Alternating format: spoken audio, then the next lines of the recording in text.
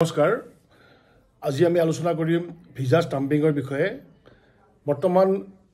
নতুন প্ৰজন্মৰ ল'ৰা ছোৱালীবিলাক বহুতে কানাডালৈ যাবলৈ বিচাৰে কানাডালৈ বহুতো পঢ়া শুনাৰ বাবে যায় বা কাম বন বিচাৰি যায় বা বহুতো লোক ফুৰিবলৈও যায় অসমৰ পৰা যথেষ্টখিনি ল'ৰা ছোৱালী আমি যোৱা দেখিছোঁ গতিকে কানাডাত যাবলৈ হ'লে ভিসাখন অতিকৈ জৰুৰী যিকোনো দেশত যাবলৈ হ'লে ভিসাখন লাগিবই আপোনাৰ হাতত পাছপৰ্ট মজুদ আছে ভিসাখনৰ কাৰণে কি পদক্ষেপ ল'ব লাগিব ভিসা ষ্টাম্পিং ভেৰিফিকেশ্যনৰ কাৰণে কেনেধৰণে আপুনি ভিসাৰ কাৰণে পাছপৰ্টখন পঠিয়াব লাগিব তাৰ বহুতো নিয়মাৱলী আছে সেই নিয়মাৱলীখিনিৰ বিষয়ে আমি আজি আলোচনা কৰিম ভিডিঅ'টি স্কিপ নকৰাকৈ চাই যাওক আহক আমি আমাৰ এটা ভিডিঅ'টি আৰম্ভ কৰোঁ বায়োমেট্ৰিক্স দিয়াৰ পিছত আপোনাৰ ওচৰলৈ এটা মেইল আহিব সেই মেইলটোত আপোনাক ৰিকুৱেষ্ট লেটাৰ এখন পঠিয়াব সেই ৰিকুৱেষ্ট লেটাৰত আপোনাক ক'ব যে আপুনি আপোনাৰ পাছপৰ্টৰ লগতে আৰু তিনিটা ডকুমেণ্টছ আমালৈ পঠিয়াই দিয়ক যাতে আপোনাৰ পাছপৰ্টখন আমি ষ্টাম্পিং কৰি ভিসা পঠিয়াই দিব পাৰোঁ প্ৰথমতে আপুনি এইখন ইণ্ডিয়ান পাছপৰ্ট এইখন পঠিয়াব লাগিব সেই ইণ্ডিয়ান পাছপৰ্টৰ লগত আপুনি এই যিখন তেওঁলোকৰ যিটো কোৰিয়াৰ SMS ৰিকুৱেষ্ট ফৰ্ম থাকিব এইখন আপোনালোকে মেইলৰ পৰা ডাউনলোড কৰি ল'ব পাৰিব ইয়াত আপোনাৰ নাম উপাধি ইমেইল ID লগতে আপোনাৰ flat number building number street name area চহৰৰ নাম আপোনাৰ প্ৰদেশৰ নাম আপোনাৰ পিন কোড এই গোটেইখিনি তথ্য আপোনালোকে এইখন ফিল আপ কৰিব লাগিব আপোনালোকৰ পাছপৰ্টত যিটো এড্ৰেছ থাকিব সেই এড্ৰেছটো শুদ্ধকৈ আপোনালোকে ইয়াত লিখিব লাগিব ইয়াত লিখি পেলাই আপোনালোকে পাছপৰ্টৰ লগত পঠিয়াব লাগিব তাৰপিছতে 2 নম্বৰ ডকুমেণ্টছটো হৈছে কনচেণ্ট ফৰ্ম এইখন হৈছে কনচেণ্ট ফৰ্মত 4টা পৃষ্ঠা আছে এই 4 পৃষ্ঠাত আপোনালোকে যিখিনি লাগতিয়াল তথ্য আছে সেই তথ্যখিনি কি তথ্য লাগিব ইয়াত চাই লওক ইয়াত আপোনাৰ এড্ৰেছ থাকিব নেম থাকিব telephone number email address signature date আৰু সহি ক'ড কৰিব যিডোখৰ ঠাইৰ পৰা আপুনি পঠিয়াব সেই ঠাইখনৰ নাম আৰু আপোনাৰ দেশখনৰ নামটো ইয়াত লিখিব লাগিব যিখিনি আপোনালোকৰ কনচেপ্ট ফৰ্মত যিখিনি তথ্য লাগে সেই দৰকাৰী তথ্যখিনি আপোনালোকে পঠিয়াব লাগিব এই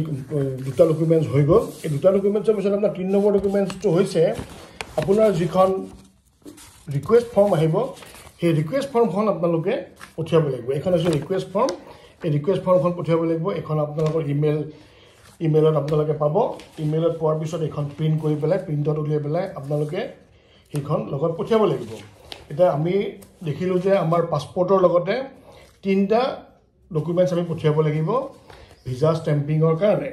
গতিকে এইটো গোটেইখিনি আপোনালোকে ৰেডি কৰি পেলাই আপোনালোকে এই গোটেইখিনি বস্তু এটা A4 সাইজৰ এনভেলপত ভৰাব লাগিব এইটো হৈছে A4 সাইজৰ এনভেলপত ভৰাই পেলাই আপোনালোকে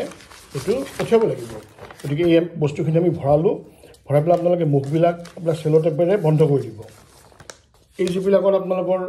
আঠা লগোৱা আছে সেই আঠা লগোৱা জেগাবিলাক আপোনালোকে চেলো টেপেৰে বন্ধ কৰি দিব যাতে পানী দুনি পৰিলে নষ্ট নহয় আৰু ইয়াতে এড্ৰেছটো লিখিব কালে পঠিয়াব to the officer VFS global Canada আৰু এইটো হৈছে AWB নম্বৰ এই AWB নম্বৰটো আপোনালোকৰ যিখন ৰিকুৱেষ্ট লেটাৰ আহিব সেই ৰিকুৱেষ্ট লেটাৰত লিখা থাকিব এইটো আপোনালোকে AWB নম্বৰটো লিখি দিব এইটোৰ দ্বাৰা আপোনালোকে কি ক'ত আপোনাৰ পেকেটটো পাইছে তাক আপোনালোকে ট্ৰেক কৰিব পাৰিব আৰু লগতে আপোনালোকৰ নিজৰ নামটো আৰু আপোনাৰ এড্ৰেছটো ইয়াত সুন্দৰকৈ লিখি পেলাই ইয়াতে চেলো টেপেৰে ষ্টিকাৰ মাৰি দিব ষ্টিকাৰ কেলে মাৰিব লাগে ষ্টিকাৰ মাৰিলে পানী দুনি পৰিলে এই এড্ৰেছটো নষ্ট নহয়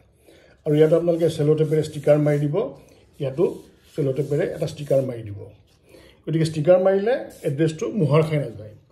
কাৰণ ক'ব নোৱাৰি বাৰিষা বতৰত বৰষুণ দিলে এইটো নষ্ট হৈ যাব পাৰে থুলমূলকৈ এইখিনি হৈছে আমাৰ সম্পূৰ্ণ প্ৰক্ৰিয়া এতিয়া আপুনি আপোনাৰ ঘৰলৈ যিজন ব্যক্তি আহিব কোৰিয়াৰ ছাৰ্ভিচৰ যিগৰাকী ব্যক্তি আহিব সেইগৰাকী ব্যক্তিৰ হাতত এই আপোনালোকে পেকেটটো অৰ্পণ কৰক তেওঁ এইটো দিল্লীলৈ পঠিয়াই দিব আৰু সময় আপোনালোকে AWB নাম্বাৰটোৰে আপোনালোকৰ কোৰিয়াৰ ছাৰ্ভিচৰ ট্ৰেকিং IDত আপোনালোকে ট্ৰেকিং কৰিব ক'ত আপোনাৰ গৈ পেলাই পেকেটটো পাইছেগৈ প্ৰায় 15 বা 20 দিন পিছত আপোনাৰ ওচৰলৈ যিটো এড্ৰেছ আপুনি লিখিছিলে সেই এড্ৰেছটোত আপোনালৈ পাছপৰ্টখন ঘূৰি আহিব এই পাছপৰ্টখনৰ লগত থাকিব আপোনাৰ ভিসা ষ্টাম্পিং